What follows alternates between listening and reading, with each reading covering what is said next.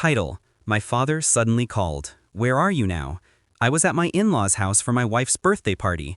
At my in-laws, the whole family is here, I said. Listen, take your daughter and get out now. Start. I heard my father's voice over the line, sharp, urgent. Where are you now? At my in-laws, the whole family is here for my wife's birthday, I replied, confusion tightening my chest. Listen, take your daughter and get out, now.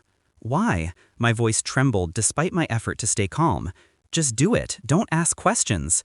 His tone wasn't fear, it wasn't panic, it was something else. Cold, calculated, unmistakable.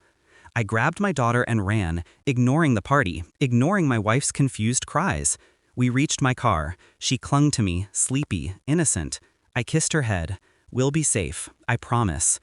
Driving, I replayed the years of my marriage, the laughter, the quiet nights, the plans we made that felt like promises carved in stone. I had trusted her with everything, my heart, my family, my name. And now, I realized, all of it had been a carefully constructed illusion. I had noticed things before, the subtle lies, the phone calls that ended abruptly when I entered the room, the way she avoided my gaze at times that didn't make sense. But I had ignored them. I had wanted to believe in love. Then I saw it, the message, a wrong number left on her phone, but the words, the tone, the intimacy, it was enough. Enough to ignite a quiet, deliberate fury. Not the kind that burns in the moment, but the kind that waits, that plans, that doesn't let go until justice is served. I started slow. I observed. I kept records. Every lie, every deception, every betrayal.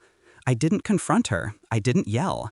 I collected proof, like a spider weaving a web, invisible yet inescapable. I went through her bank statements, her social media, her friends' vague stories. I built a map of every move, every false smile, every hidden meeting.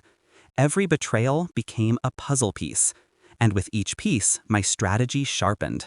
I consulted quietly with lawyers, discreetly with accountants. Each step was calculated. No one knew what I was building, not my wife, not her family, not even my closest friends. It was silent, it was precise, it was perfect. The night I decided to act, I didn't rush, I didn't scream. I walked into the room where she waited, expecting nothing. The same calm, cold expression she had once accused me of hiding. "Do you know why I left the party?" I asked softly. Her eyes darted, searching, already sensing the change. "I saw everything," I continued, "every lie, every betrayal, every word you thought I wouldn't see." The shock on her face was instantaneous. My voice didn't tremble, my hands didn't shake. I laid it all out. Documents, screenshots, transactions. Each piece of evidence a silent hammer, striking with clarity. "You played with my life," I said, "and now, everything you've built, I hold the keys." She faltered. She tried to speak. Her words stumbled over themselves, meaningless against the weight of truth. I watched, cold, as the empire of deception she had nurtured crumbled. The people she trusted, her friends, her colleagues, they turned slowly. One by one, they saw the truth as I revealed it. And then came the final act. Her pride, the last thing she held onto, shattered in the court of public and private humiliation. Legal measures, financial claims, social exposure, all executed without rage, only precision. Every move I had planned silently over months now hit its mark. I didn't need revenge in screams or violence, that wasn't me. My revenge was control. My revenge was proof. My revenge was truth laid bare, irreversible. She was left with nothing but the reflection of her choices.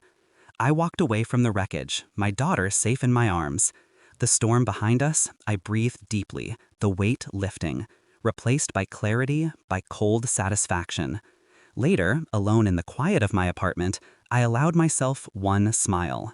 Not a triumphant, gloating smile, but a serene acknowledgement. Justice had a face, and I had placed it carefully, deliberately. No one could mistake it, not her, not anyone.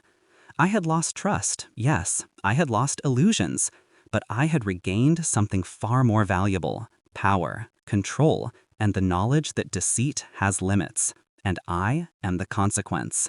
My father's voice replayed in my mind, "Get her out, now." He had known. always had. And in that moment, I realized he had handed me the first key, the one that started the chain reaction. I had finished it, masterfully. I look at my daughter, her innocent eyes trusting, unaware of the darkness she survived. And I whisper, softly, more to myself than her, "We are free now. We are safe. No regret, only justice, only clarity, only that quiet satisfaction of watching betrayal fall, and knowing that in the end, I rose."